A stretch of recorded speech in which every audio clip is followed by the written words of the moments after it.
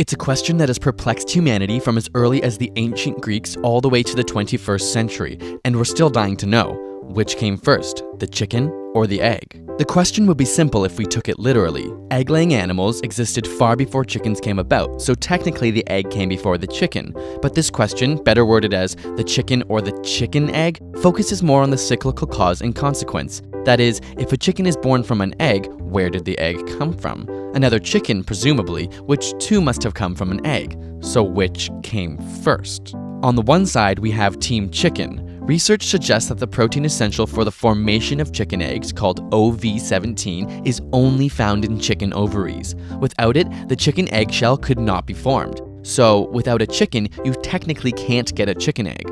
But this all depends on the nature and definition of a chicken egg in the first place. After all, is a chicken egg an egg laid by a chicken or one that simply contains a chicken?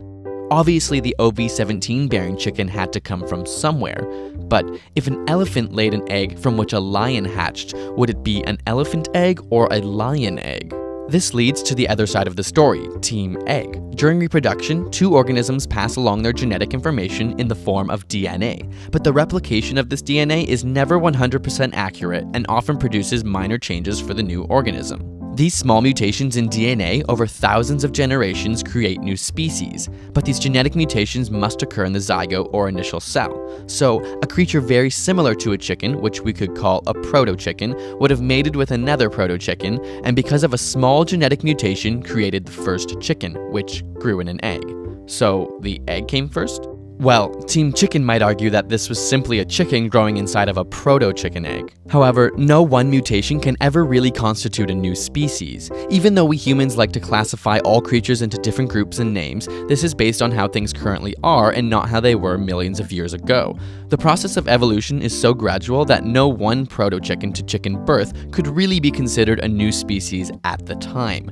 Much like how dogs have come from wolves. As humans began to interact with and domesticate wolves, there was no one single point where a wolf gave birth to a dog, but rather, as particular traits came about from selective pressures, such as choosing wolves who were not afraid of humans or ones that were less aggressive, over many generations we can see big genetic and behavioral trait differences.